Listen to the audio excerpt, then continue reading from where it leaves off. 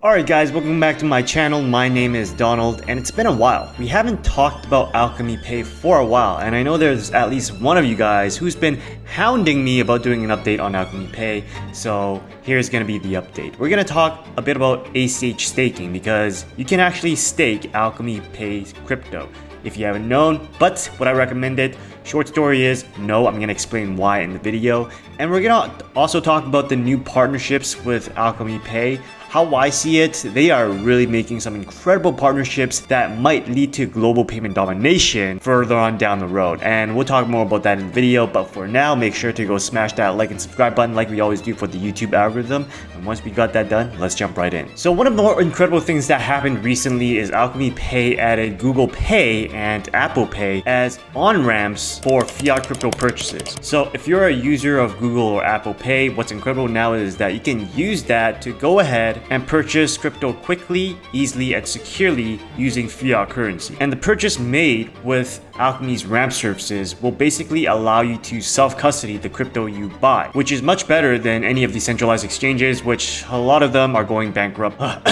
Binance. Alchemy Pay also supports high utility in Asia and Latin America, and I'm going to explain a little bit more about why they're doing this later on in the video, so stick around. Because supporting highly popular regional payment systems in places like the Philippines, Brazil, Indonesia, that's the stepping stones to basically dominating the global payment system. So the game for any new business is really to secure users, and with Apple Pay, it's coming with around 227 million users, and with Google Pay, that's 100 million users. So by providing on-ramps for both Google and Apple Pay using Alchemy Pay, what happens is that Alchemy Pay automatically gets around, around 327 million users. That's how many people they're onboarding. And getting users is the hardest part of starting any new business, and it looks like they're doing things correctly right now. So not only are there integrations with Google and Apple Pay, but Visa has also added Alchemy Pay as an official third-party partner by adding Alchemy Pay in their third-party agent program, which is the TPA program. So now Alchemy Pay is one of Visa's official service providers. So this will allow Alchemy Pay to process fiat payments to purchase crypto for Visa cardholders. And the amount of Visa cardholders that there are in the world numbers at around 3.9 billion cardholders across 172 countries and more. In addition, apparently Alchemy Pay can also act on the behalf of clients when it comes to merchant solicitations and sales. So whatever that means is whatever that means. But what I think it means is that now users can pay in crypto for services or products,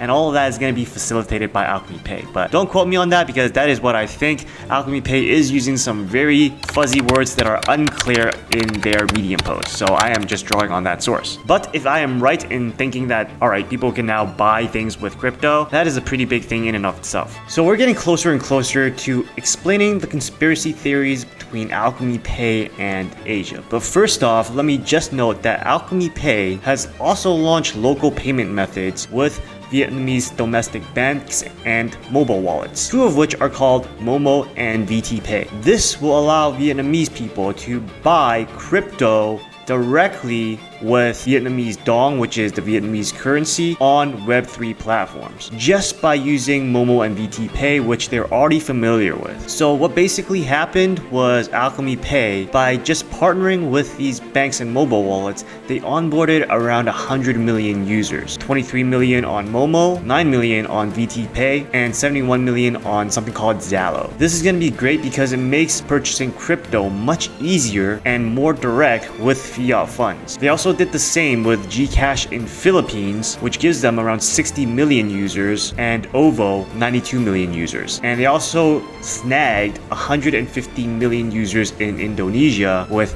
Dana. Alright guys, so now let's talk about the conspiracy theory. Why Asia? Why is Alchemy Pay targeting Asia, targeting Latin America, these countries that are considered third world countries with third world economies? That is because with USA raising rates, these countries are actually the countries that suffer the hardest, so they have the most incentive to adopt new technologies that can get them under the thumbs of the Western nations, the first world countries. Because US dollar is the reserve currency, and it is the currency that most of the world transact in. Basically, if you need to transact with the world, you're basically using USD. And what happens with third world countries is that their currencies are usually weaker than the currencies of first world countries like Canada, the UK, Europe, and Australia. So that is why we're seeing a lot of these countries, these third world countries, opting out to try something as risky as crypto. And we see this with El Salvador making Bitcoin, for example, legal tender. So what Alchemy Pay is doing is they're basically leveraging this desperation, and they're getting the first mover's advantage, so that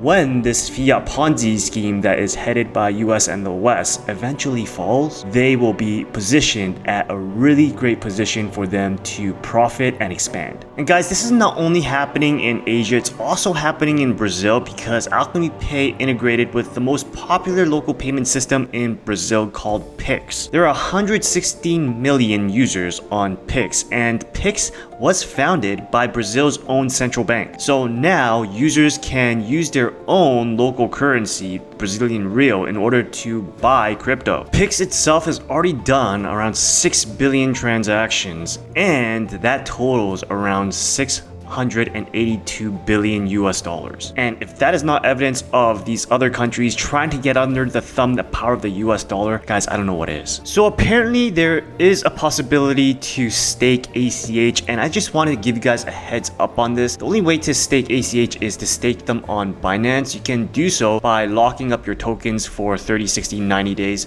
for a specified yield, and that way you earn interest on your ACH. So this is known as locked staking. You have to leave it in there for how many days you say you will stake it in order to get the interest, and you can't withdraw until those days are up. With KuCoin, on the other hand, they allow you to do flexible staking, so you can redeem your ACH at any time. And apparently, in return for staking your tokens, you can receive up to 20.15%. Now, if you guys have been viewers of this channel for a while, you know my feelings towards centralized exchanges, and both Binance and KuCoin are centralized exchanges. The only place that I want to keep my crypto is in my ledger and in my Apricorn. The Apricorn is not a cold wallet, it's somewhere to put your seed phrase in because it's encrypted USB, and you can find both of them in the pinned comment below. If you don't know how to use a ledger, check out this video here. But at this time, in this recession, in this bear market, I will advise against keeping any of your crypto, staked or not, on any centralized platforms. And that includes Binance, because right now they're the shadiest one of all. Aside from that, guys, that's your little update on